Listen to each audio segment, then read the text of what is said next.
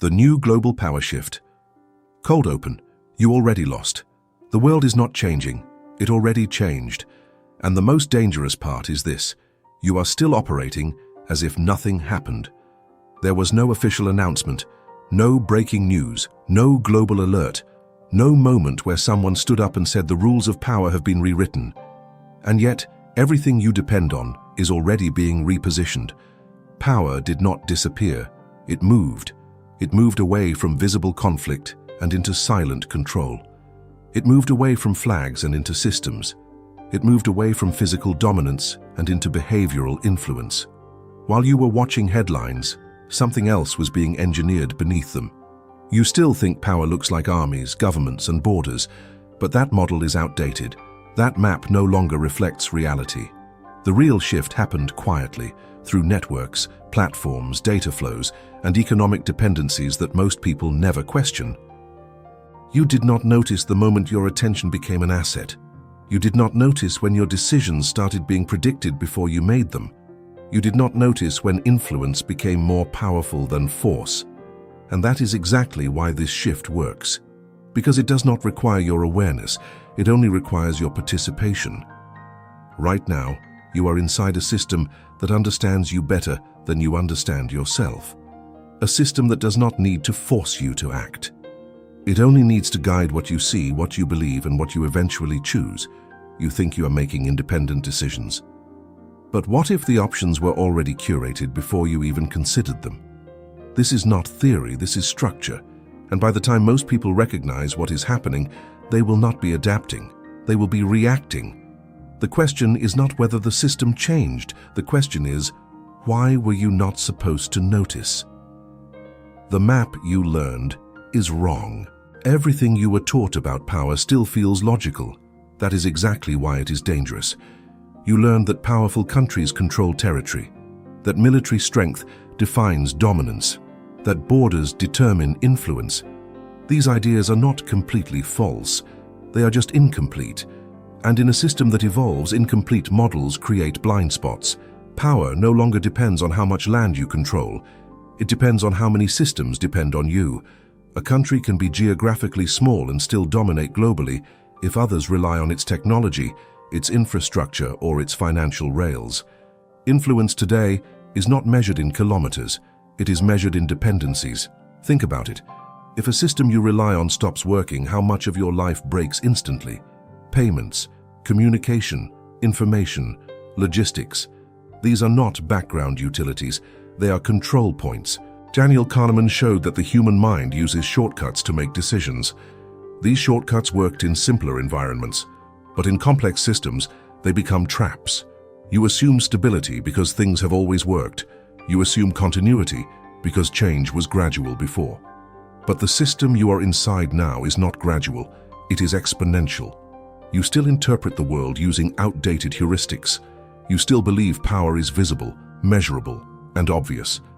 But real power today is quiet, integrated, and embedded into systems you never question. This is why most people miss the shift.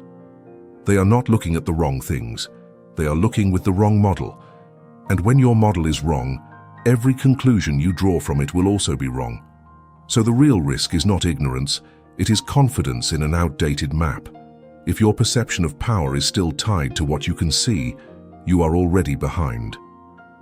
The invisible layer, where power actually moved. You are looking at the surface. Power moved beneath it. Not into secrecy, but into structure, into layers so integrated into daily life that they stopped being questioned. The battlefield did not disappear. It was replaced by something far more efficient. There are three forces shaping this new architecture. The first is infrastructure, not roads or ports, but digital infrastructure.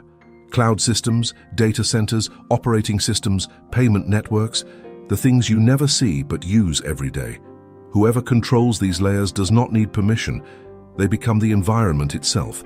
And when you become the environment, everything inside it follows your rules. The second is narrative. Not news, not headlines, but perception control. What people believe defines how they act. What they repeat defines what becomes real.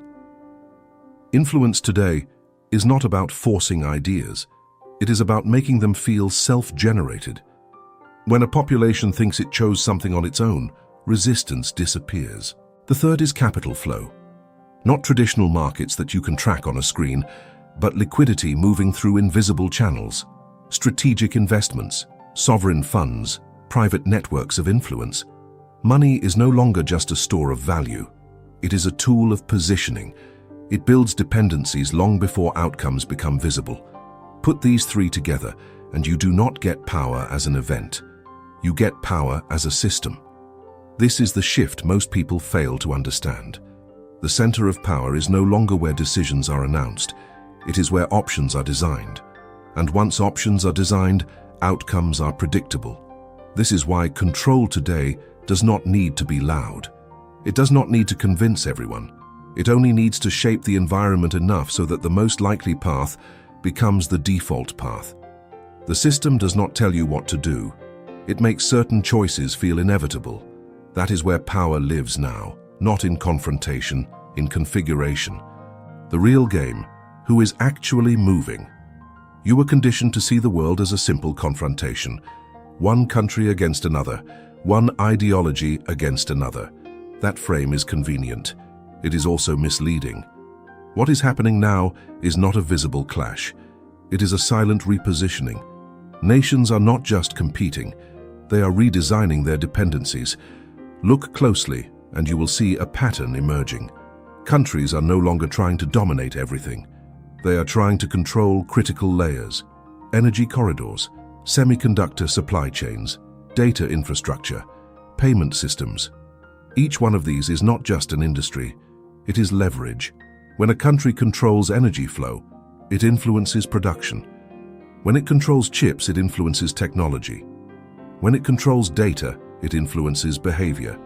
And when it influences behavior, it does not need to impose power. It becomes power. This is why alliances are shifting in ways that do not always make sense on the surface. Partnerships are no longer about shared values. They are about shared interests in survival and positioning. You will also notice something else. Some countries are quietly reducing their exposure to systems they do not control. They are building parallel structures, new payment routes, alternative trade agreements, independent supply chains. This is not rebellion. This is insulation. Ray Dalio studied the rise and fall of empires and identified a repeating pattern. Dominant powers expand, overextend, accumulate debt, and eventually face challenges that operate more efficiently. But the transition never looks obvious while it is happening. Because power does not collapse overnight.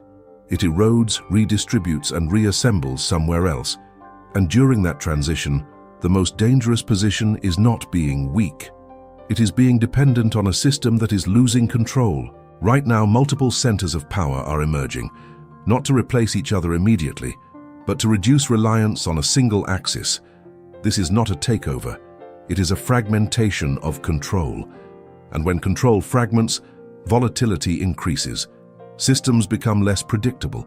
Stability becomes conditional. Which leads to the real question most people are not asking. If the system you depend on is no longer the dominant one, how long before that affects you directly? The systemic trap. Why most people will lose. Stability is the most convincing illusion ever created.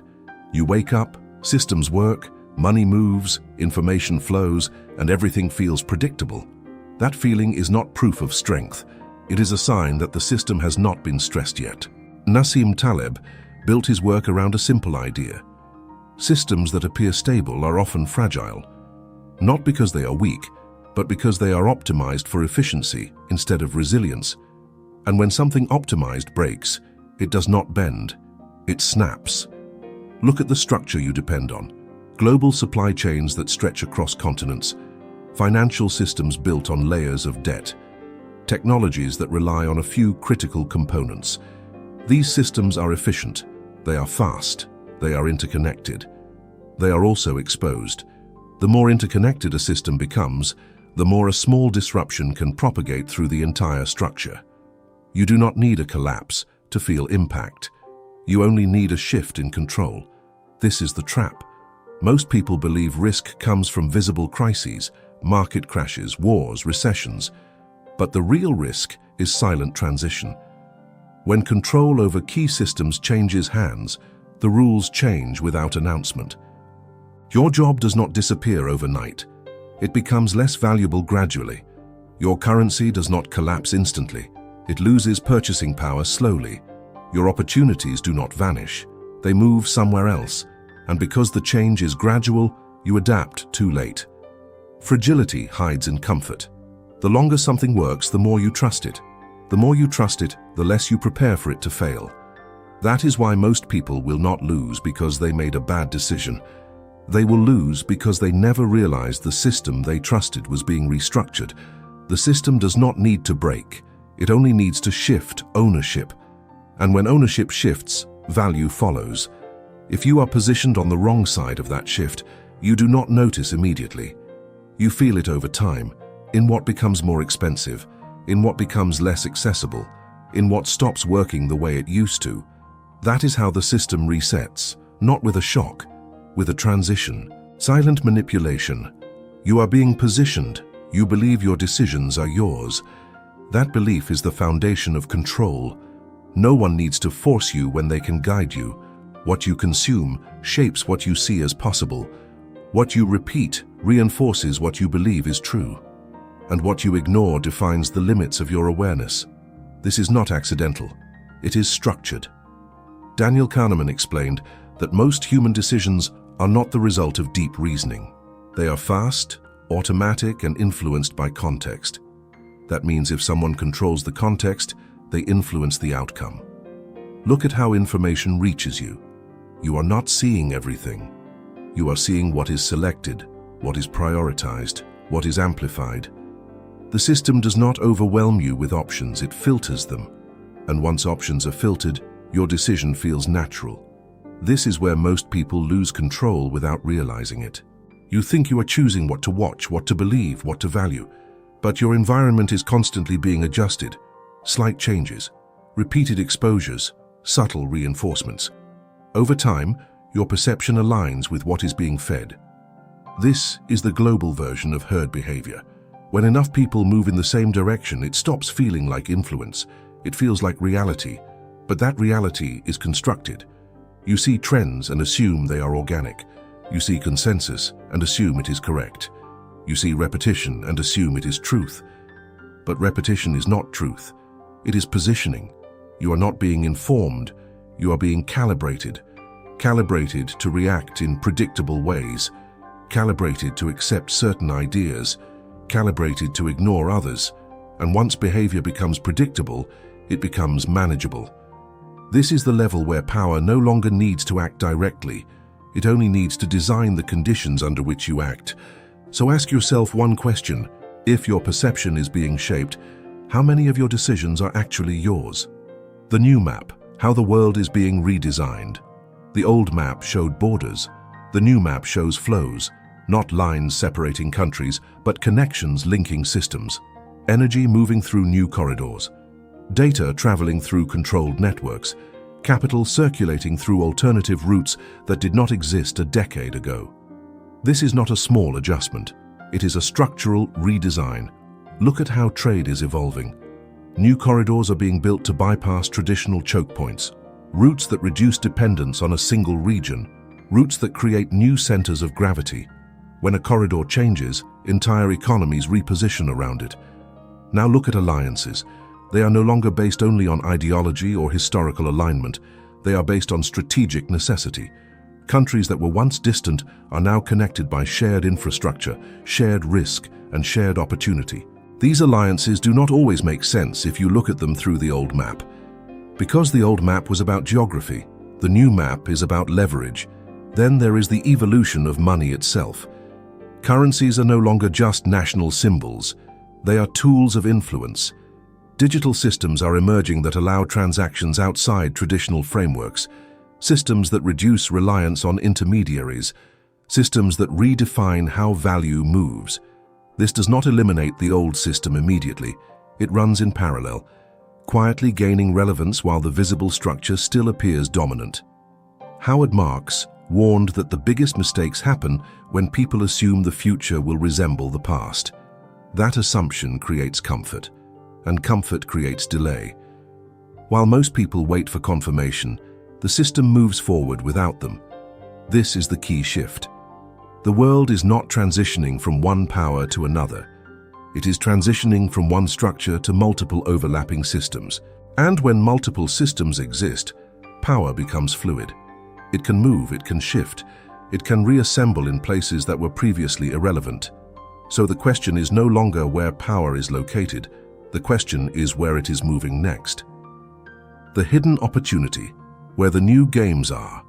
Every shift in power creates two reactions. Most people try to protect what they have. A smaller group tries to understand what is being created. This is where the separation happens. When systems change, value does not disappear. It relocates. It moves toward the new centers of control, the new infrastructures, the new flows that are being built, while attention is still focused on the old ones. If you only follow news, you will always arrive late. News reports outcomes. It does not reveal direction. By the time something becomes obvious, the advantage is already gone. The people who win in these transitions are not reacting to events. They are reading patterns. They ask different questions. Not what is happening now, but what must be happening beneath the surface for this to be possible. Not where money is today, but where it needs to go next for the system to sustain itself. This is how positioning works. You do not need to predict everything. You need to identify trajectories. When infrastructure shifts, opportunities form around it. When new dependencies are created, value accumulates at the points that support them. When a system expands, those who understand its structure early gain disproportionate leverage. This is not about taking excessive risk. It is about understanding asymmetry. Small, informed positioning in the right direction can produce outcomes that look like luck from the outside, but they are not random. They are aligned with structural change. Most people avoid uncertainty. They wait for stability. But stability often means saturation. It means the opportunity has already been absorbed. The uncomfortable phase, where nothing is fully defined, is where the largest advantages are built. That is why transitions reward clarity, not certainty. Clarity about how systems evolve. Clarity about where dependencies are forming. Clarity about what is becoming essential. Because in the end, wealth does not come from following the system. It comes from understanding where the system is going before it gets there. Repositioning. What you need to do now. Understanding the system is not enough. If it does not change how you position yourself, it has no value. Right now, most people are not making wrong moves. They are making moves based on outdated assumptions. And in a system that is shifting, that is enough to put you at a disadvantage. There are 3 levels you need to adjust. The first is mental. You need to stop consuming information as if it were neutral. It is not. Every piece of content you absorb either expands your perception or narrows it. If you rely on surface-level narratives, you will always operate one step behind. Your priority is not more information. It is better interpretation. The second is strategic. You need to start thinking in terms of systems, not events. Events are noise. Systems create outcomes. Instead of asking what is happening today, ask what structures are being built that will define tomorrow. This shifts your focus from reaction to anticipation. The third is financial. Most people concentrate their exposure in a single environment. One currency, one economy, one set of rules. That works in stable systems. It becomes dangerous in transitional ones. You do not need to abandon what you have. But you need to understand that diversification is no longer just about assets. It is about systems, different currencies, different markets, different structures of value. Because when power shifts, not everything moves together. Some assets lose relevance, others gain it rapidly. And if all your exposure is tied to a single structure, you move with it, whether it is rising or falling. Neutrality feels safe. It feels like you are avoiding risk. But in a system that is being redesigned, neutrality is not protection. It is passive exposure. You are still inside the system. You are just not aware of how it is changing around you. And that is the most vulnerable position you can be in. So the question is no longer whether change is happening. The question is whether your position reflects that change. The system does not announce. No one will tell you when the shift is complete. There will be no moment where everything stops and resets, no clear signal that confirms the transition. The system does not operate like that. It moves gradually, then suddenly, and by the time it becomes visible, the structure is already in place. You will not recognize the shift as it happens. You will recognize it through consequences. Prices that do not behave the way they used to. Opportunities that feel harder to access. Decisions that seem correct but produce weaker results. These are not isolated events, they are signals. Signals that the underlying system has changed. Most people will interpret these changes as temporary disruptions. They will wait for things to return to normal. But normal was tied to a structure that no longer exists in the same form. This is where the final separation happens, between those who adapt early and those who wait for confirmation, because confirmation is always late. By the time something is obvious, the advantage is gone. The system has already rewarded those who moved before clarity, those who understood patterns instead of waiting for proof. This is not about predicting the future perfectly. It is about recognizing that the rules are no longer the same, and acting accordingly. The shift will not be announced, it will be felt. In your money, in your options, in the level of control you have over your own decisions. And when that realization arrives, there will only be one question left. Were you positioning yourself while the system was changing? Or did you wait until it was too late to move?